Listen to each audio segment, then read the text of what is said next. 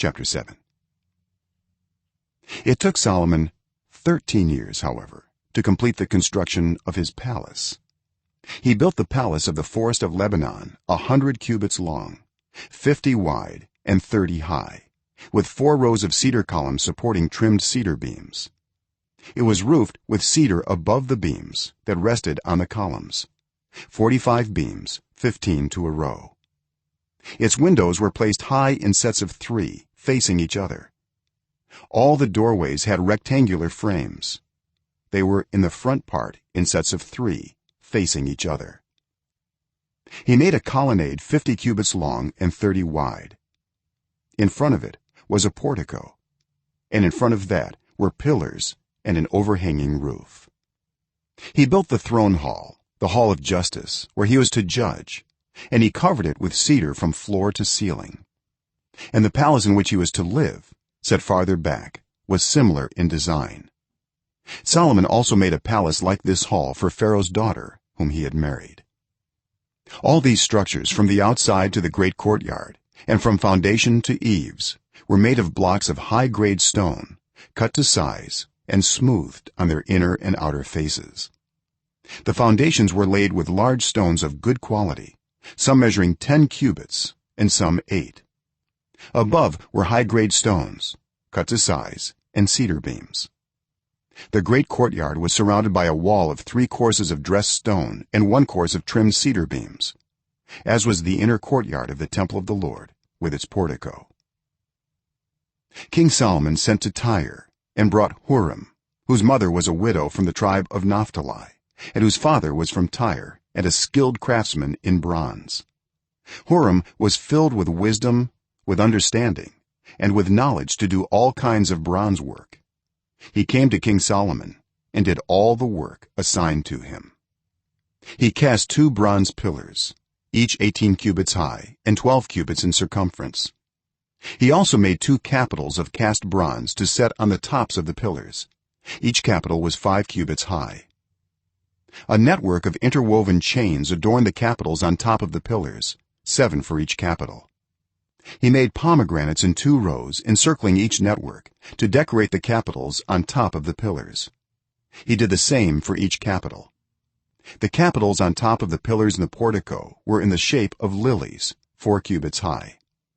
On the capitals of both pillars, above the bowl-shaped part next to the network, were the 200 pomegranates in rows all around.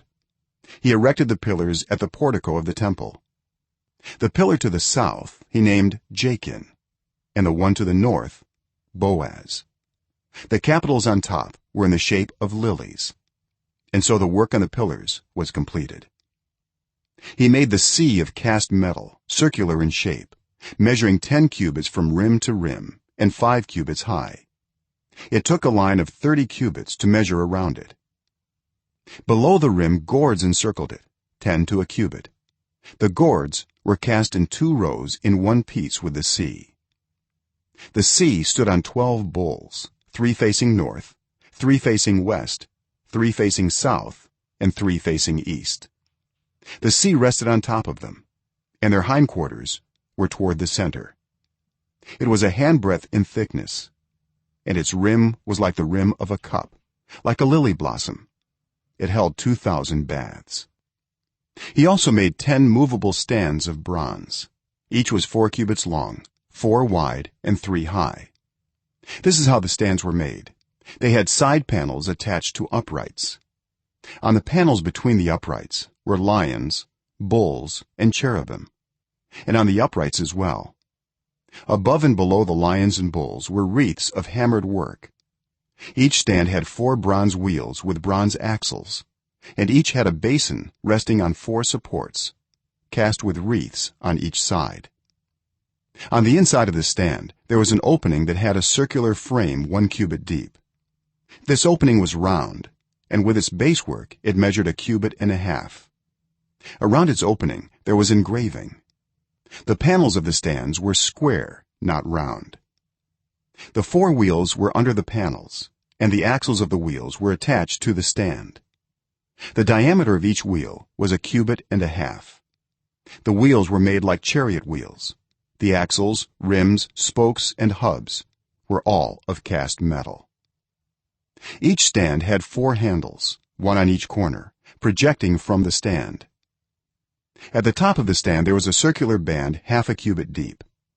The supports and panels were attached to the top of the stand. He engraved cherubim, lions, and palm trees on the surfaces of the supports and on the panels, in every available space, with wreaths all around. This is the way he made the 10 stands. They were all cast in the same molds and were identical in size and shape. He then made 10 bronze basins, each holding 40 baths and measuring 4 cubits across, one basin to go on each of the 10 stands. He placed 5 of the stands on the south side of the temple and 5 on the north. He placed the sea on the south side, at the southeast corner of the temple. He also made the pots and shovels and sprinkling bowls.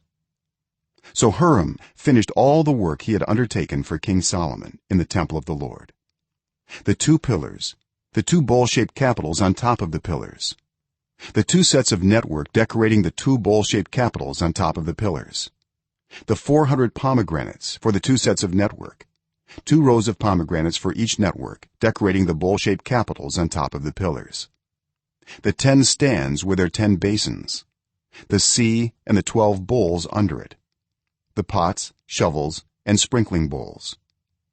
All these objects that Huram made for King Solomon for the temple of the Lord were of burnished bronze. The king had them cast in clay molds in the plain of the Jordan between Succoth and Zarethan. Solomon left all these things unweighed because there were so many. The weight of the bronze was not determined.